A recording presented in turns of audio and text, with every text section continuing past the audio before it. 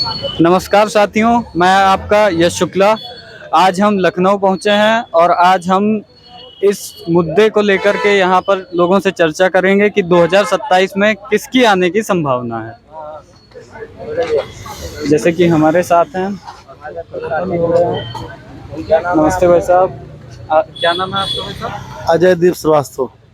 अजय दीप जी हैं। तो भाई साहब, आपका 2027 में क्या 2027 में उत्तर प्रदेश में क्या माहौल चल रहा है? लखनऊ में किसकी सरकार आने की संभावना है? देखो, ऐसा है, 27 अभी बहुत दूर है, 1 साल का अंतर है। योगी आदित्यनाथ जी की सरकार है, रिपीट मार सकती है। हो सकता है तीसरी बार सरकार भाजपा की बन जाए, कुछ कहा नहीं जा सकता है। लेकिन चंदा चोरी को लेकर के इस समय हिंदू समाज बहुत दुखी है। जगह जगह चोरी हो रही है, चोरी पकड़ी जा रही है। अभी साथ प्रयागराज का भी मामला उठा है, कुछ यहाँ पे मथुरा का भी मामला चल रहा है। कई जगह मामले चल रहे हैं, इससे हिंदू जनता आहत है। ठीक है, हम लोग केंद्र सरकार और राज्य सरकार भाजपा की है। ट्रस्ट का मामला है, ट्रस्ट में चोरी हो रही है, लेकिन ये हिंदुओं का पैसा है, हिंदू जनता आहत है। अभी देखो किधर जा रही है, पता नहीं। बाकी विपक्षी दलों का कुछ का कहना है कि अखिलेश यादव की समाजवादी पार्टी की सरकार बनने वाली है 27 में। इसके बारे में आप क्या कहना चाहेंगे? कुछ भी हो सकता है। देखिए, ये जब वोटिंग होती है, लहर चलती है, चुनाव की लहर, कितने लोग किस में जा रहे हैं, कौन से समाज के लोग कौन जा रहे हैं। भारतीय जनता पार्टी में यादव भी है, ठाकुर भी है, ब्राह्मण भी है, कायस्थ भी है, क्षत्रिय भी है, दलित भी है, ओबीसी भी है, सभी समाज के लोग हैं। तो भाजपा की सरकार बन सकती है और 2 बार से बन ही रही है। अखिलेश यादव की सरकार में आजम खान मुख्यमंत्री हुआ करते थे, तो उन्होंने काफ़ी मुसलमान होने की वजह से मुसलमानों को आगे बढ़ाया। हिंदू जनता दब गई, इसलिए अब इस समय हिंदू इकट्ठा होकर के भाजपा को वोट दे रहा है।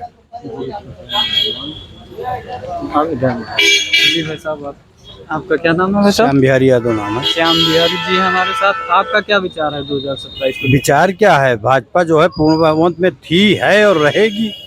27 में पूर्णतया भाजपा आ रही है। आपका तो कहना है, पर कुछ विपक्षी दल के लोग कह रहे हैं कि समाजवादी पार्टी की लहर चलेगी। विपक्षी दल तो कहेंगे ही, उसमें दिक्कत क्या है भाई? विपक्ष का काम है विरोध करना, विरोध करे। कहाँ 27 में जो है पूर्णतया बाबा जी आ रहे हैं और वो जो है चुनाव जीतेंगे। जितने ही जो है विपक्ष जोर पकड़ेगा, हिंदुत्व को जो है ललकारेगा, क्योंकि जो है मंदिर चोरी बता रहे हैं, कहीं चंदा चोरी बता देते हैं, कहीं उनको पता ही नहीं है चंदा में लिखा पढ़ी होती है, रसीद कटती है, चंदा चोरी हुई नहीं और चंदा चोरी बता रहे हैं। रिकॉर्ड लाएं कहीं से, एक भी रसीद में हेरा फेरी हुई हो, कुछ हुआ हो तो बताएं। ये सब जो है ड्रामा बना करके हिंदुओं को दोबारा जिता दिया है और 27 में जो है पूर्णतया सरकार बनेगी और सरकार बन करके वो जो है हम फिर से कमल खिलाएंगे। बाकी अखिलेश यादव जी का एक ये भी कहना है कि सवर्ण समाज ज्यादातर नाराज है, तो इसलिए 27 हार सकते हैं। वो तो 27 में बता देगा कितना नाराज है। कहीं नाराज नहीं है। सवर्ण समाज साथ में था, है और रहेगा। उन्हीं की पार्टी है, उन्होंने सींचा है उस पार्टी को, जो है पौधे से आज जो है वृक्ष बना करके बट वृक्ष तैयार किया है। उस बट वृक्ष को कभी काट नहीं सकता। सवर्ण समाज हमेशा साथ में रहेगा। इसीलिए आपका क्या नाम है भाई? मेरा नाम राहुल सनातनी। राहुल सनातनी भाई हैं। आपका क्या विचार है 2027? देखो, विचार वो इस तरीके से देखा जा रहा है जिस तरीके से बाबा काम कर रहे हैं, और 2027 में फिर से मतलब लहर जो है बीजेपी की आ रही है। तीसरी बार फिर बीजेपी मतलब एक तरीके से झंडा और एक तरीके से जो कहते नहीं हिंदुओं की शान, वो फिर दोबारा आ रहे हैं। क्योंकि जिस तरीके से विपक्षी पार्टी का बयान देखा जाए, ना कोई सूर्य हाथ करते मतलब कांड में बोले, ना अभी तक इनके कोई बयान आए कि मतलब गोबर पे ने बदबू आ रही है और बिरयानी खाने में ने बदबू आ रहा है मज़ा। तो ऐसे लोगों को देखो कभी नहीं को जिता पाएगा। 2027 में बाबा फिर आ रहे थे और फिर आ रहे तीसरी बार। तो वही ये कहना कि देखो, यहाँ तक हम जैसे पूरी समाज खड़ी है, बाबा को सपोर्ट कर रही है पूरी तरीके से, और पूरे साथ तन मन से सब खड़े हैं। और मैं खुद ही अपने संगठन चलाता हूँ, इसमें खुद ही जिला अध्यक्ष हूँ, गौरक्षा भी करता हूँ, गौरक्षक भी टीम में हूँ और सनातनी संगठन सेना से भी हूँ। तो अब यही है कि अब सब सोच रहे हैं लोग बाग, यहाँ लाखों लोग आते हैं धर्म सभा पे, जैसे आज आप भी आए धर्म सभा पे। तो अब वैसे है कि बाबा को जिताने के लिए वो जनता पूरी राजी है, वो हमेशा रहेगी। भाई से पूछो। आपका क्या नाम है? वेदांत त्रिपाठी। वेदांत त्रिपाठी जी, आपका क्या विचार है 27? मेरा विचार यही है कि पूर्ण बहुमत से भाजपा जीतेगी, क्योंकि भाजपा को हराने के लिए अभी कोई इतना सक्षम नहीं है। माना कि अखिलेश जी यदुवंशी हैं, लेकिन उन्होंने गौ माता के लिए बहुत बोला है, और मैं गौरक्षक, मैं भाजपा का पूर्ण बहुमत देता हूँ। और जितने भी गौरक्षक भाई और इतने हिंदू भाई हैं, वो सभी भाजपा को जिताने के लिए ही आगे हैं। वेदांत जी, आप उभरते हुए युवा हैं भारत के, तो आपसे एक सवाल और मैं पूछना चाहूँगा, ये कि जो इस समय विपक्षी पार्टी के लोग कह रहे हैं कि युवाओं की आवाज़ को दबाया जा रहा है, जैसे कि दिल्ली में जंतर मंतर पे प्रोटेस्ट चल रहा है, तो आप उसके बारे में क्या कहना चाहेंगे? मैं उसके बारे में यही कहना चाहूँगा कि किसी भी फालतू अफवाह पे ध्यान ना दिया जाए। जो मुद्दे हैं उन पे पहले अपनी सरकार फोकस कर रही है, और विपक्षी का तो काम है कि अब झूठी अफवाह फैलाना।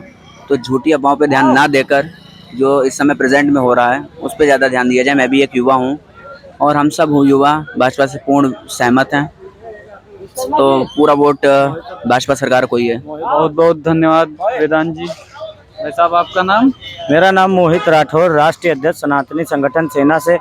जैसा कि बहुत टाइम से आपका हम अभी इंटरव्यू सुन रहे थे कि 2027 में कौन, क्योंकि 2027 में जो सबसे बढ़िया चेहरा है वो है बाबा योगी आदित्यनाथ जी, जो कि बीजेपी से हमेशा 2 बार जीत चुके, अब की तीसरी बार बनने जा रही सरकार। तो कहीं ना कहीं देखा जा रहा है, आप आए और आपको पता है कि लखनऊ में सबसे ज़्यादा लहर किस चीज़ की है, योगी नाम की लहर है और बीजेपी नाम की लहर है, ताकि बीजेपी सरकार तीसरी बार अपने जो भी यहाँ पे दंगई हैं, गुंडा हैं और जो विरोधी हैं, देश विरोधी हैं, उनको भगाने का काम और खदेड़ने का काम करे।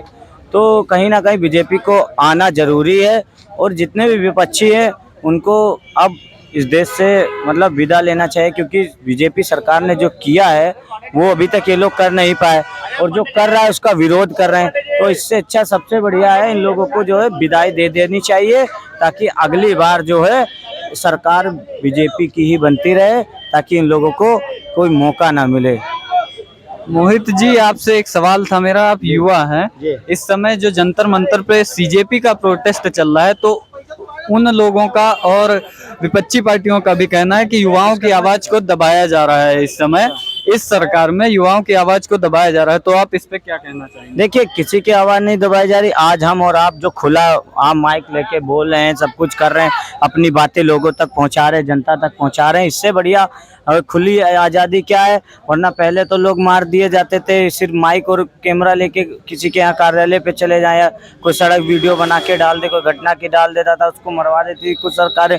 मगर अब जो है, अब देखो आदमी सब अच्छे से रह रहा। बाकी रही बात जंतर मंतर की, देखो वहाँ दीप के अब पैर छू रहा है, इजाज़त मांग रहा है। पहले इजाज़त ली नहीं, अब इजाज़त मांग रहे हैं, क्योंकि कोकरोच जनता पार्टी एक ऐसी जनता पार्टी बन चुकी है जिन्होंने बच्चों के भविष्य के साथ खिलवाड़ करने की कोशिश करी।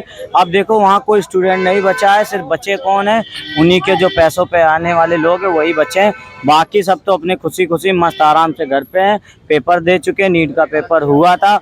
हाँ, बहरहाल कहीं कहीं कांग्रेस की सरकारें थी, तेलंगाना में जैसे छूट गए और कुछ उनके यहाँ रैली के चक्कर में, तो वो चीज़ हमें बहुत अफसोस लगा कि हम लोगों पे, बीजेपी पे तो लोग आरोप डाल देते हैं कि बीजेपी ने ये कर दिया वो कर दिया, लेकिन जब इनकी बारी आती है तो इनके मुंह से एक चीख नहीं निकलती है कि उन 4 बच्चों का भविष्य खराब हुआ। तो कहीं ना कहीं देखो, कॉकरोच पार्टी एक राजनीति पार्टी है, ये मुद्दे से भटका रही है, इनके पास कोई मुद्दा नहीं बचा। कभी राम मंदिर को बीच में ले आते हैं, कभी मस्जिदों को बीच में ले आते हैं, सपा और विपक्षी जितने भी हैं। तो अब इनकी लोगों की दाल गलने वाली नहीं। अब 2027 में बाबा आ चुके हैं, और बाबा को आने के बाद देखना कितना बहुवंश से कितने लोग खुशहाल रहे 2027 में।